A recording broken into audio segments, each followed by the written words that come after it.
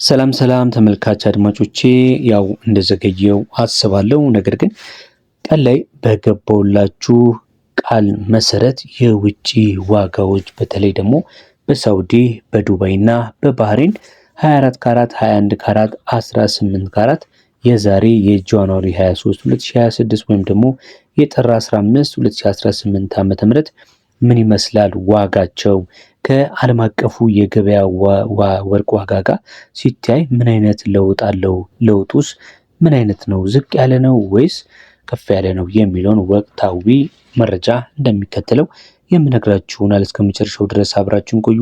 ለዚህ ዩቲዩብ ቻናል አዲስ ከሆናችሁም ቻናሉን ሰብስክራይብ በማድረግ ቤተሰቡ ነው።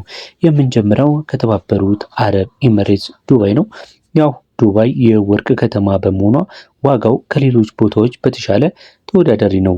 ምን አይነት አዝማሚያ አለው ካላችሁኝ ደግሞ ዋጋው ካለፉት ጥቂት ቀናት ጋር ሲነጻጸር የተረጋጋ ቢሆንም በዓለም አቀፉ የዶላር ጥንካሬ ምክንያት መጠነኛ ጭማሪ ታይቶበታል። ለገዢዎች ምን ትመክራለህ ካላችሁኝ ደግሞ በዱባይ የተሰራ ወርቅ ስትገዙ የስራ ማስከፊያ ወይም ደግሞ ሜኪንግ ቻርጅ ላይ ድርድር ማድረግ ስለሚቻል ገዢ ከሆናችሁ ምቹ አጋጣሚ ነው ማለት ነው። መከራከር ትችላላችሁ። የ18 ካራቱ በ421 ከ08 የዲርሃም በምሽት ላይ ነው የሚገኘው።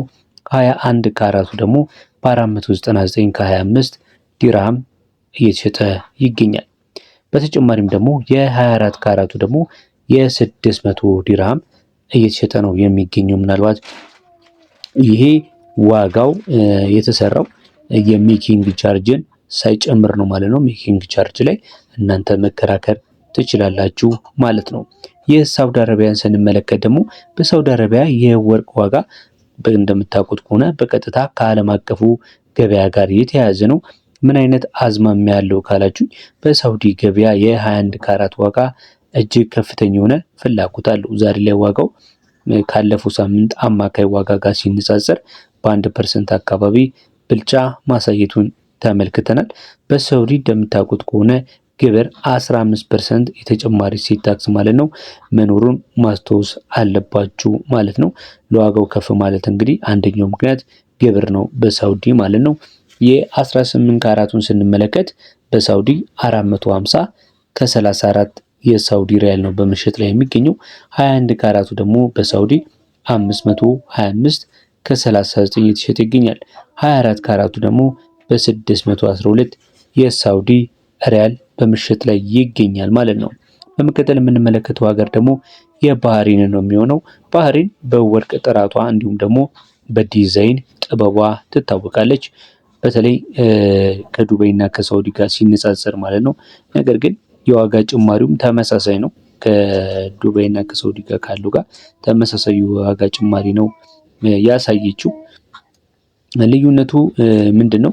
በባህሪን የ21 ካራት ወርቅ በጣም ተመራጭ ነው። ዋጋውም ደግሞ ከሳውዲ ጋር ተመሳሳይ ነው ማለት ነው። ምን አይነት አዝማሚያ ያለው የሚለውን ስንመለከት 18 ካራቱ በባህሪን ዲናር በ46 ከ39 እየተሸጠ ነው የሚገኘው። የ21 ካራቱ ደግሞ ከ50 የባህሪን ዲናር እስከ 53 የባህሪን ዲናር እየተሸጠ ነው የሚገኘው። 24 ካራቱ የአንድ ወቄት ወርቅ ደግሞ በባህሪን ዲናር ከ59 እስከ 60 ድረስ የባህሪን ዲናር በምሽት ላይ ይገኛል ማለት ነው። እንደነገርኳችሁ እንዳትረሱ። ሜኪንግ ቻርጅ አልነገርኳችሁም። እዚህ ላይ ሜኪንግ ቻርጅን ጨምራችሁ ነው እንግዲህ ሱቆች ላይ እንዲሁም የተለያዩ ከተሞች ላይ ማግኘት የምትችሉት ማለት ነው። ይሄ የዋጋውን የጥሬ ወርቅ ዋጋ ሜኪንግ ቻርጅን ወይም ደግሞ ቫትን 15% ሳይጨምር ነው የነገርኳችሁ ማለት ነው። በመቀጠል ምን አይነት ነገር ተስተውሏል የሚለውን ነገር ስንመለከት ለዚህ የወርቅ ዋጋ እንደ ዋነኛ ምክንያት በተለይ ደግሞ ከዛሬ ጋር ተያይዞ እንደ ዋነኛ ከፍ ማለት ምክንያቱ የሚነሳው የአሜሪካ ዶላር በጣም ጠንካራ መሆን ነው። ዶላር በተለይ በዓለም አቀፉ ገበያ ሲጠነከር የወርቅ ዋጋ መጨመር ዋነኛ ምክንያት እንደሆነ ታውቃላችሁና አንደኛው እሱ ነው። ሁለተኛው ደግሞ የጂኦፖለቲካል ሁኔታ ነው። በመካከለኛው ምስራቅና በሌሎች የዓለም ክፍሎች ላይ አለመረጋጋት እንግዲህ ባለሀብቶች ገንዘባቸውን ወደ ወርቅ እንዲያዞሩ ስለሚያደርጋቸው ዋጋው እንዲኖር ያደርጋል። ሌላው ደግሞ በትልልቅ ሀገራቶች የባንኮች ማለት ነው ፍላጎት ያሳያሉ ወርቅን በብዛት መግዛት ማለት ነው። በዛም የተነሳ ገበያው ላይ ተጽዕኖ ይፈጥራል ማለት ነው። ዛሬ ያስኩላችሁ ጠቃሚ ምክር ምን መሰላችሁ? ወርቅን ለመግዛት ካሰባችሁ ጠዋት ላይ የሚወጣውን ዓለም አቀፍ የገበያ መክፈቻ ዋጋ ግሎባል ስፖት ፕራይስ ይባላል። እሱን መከታተል አትርሱ። በተለይ ደግሞ በታክስ ፍሪ የሆኑ ግብይት በተለይ ዱባይ አካባቢ ላላችሁ በቱሪስት መልክ ላላችሁ ተመራጭ ስለሆነ የግሎባል ስፖት ፕራይስን መመልከት አትርሱ።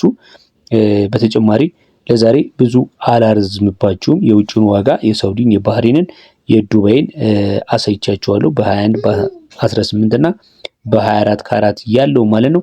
ለተመሳሳይ ዕለታዊ እንዲሁም ወቅታዊ መረጃዎች ከወርቅ ጋር በተለይ በተያያዘ በሀገር ውስጥ ያለውን ዕለታዊም የወርቅ ዋጋ ስትፈልጉ እንዲሁም የምንዛሬ መረጃውን ስትፈልጉ ቻናላችንን መጎብኘት እንዲሁም ቤተሰብ መሆን ሰብስክራይብ ማድረግም ሼር ማድረግም አይረሳ። ለዛሬ አበቃው። ሰላም ሁኑ።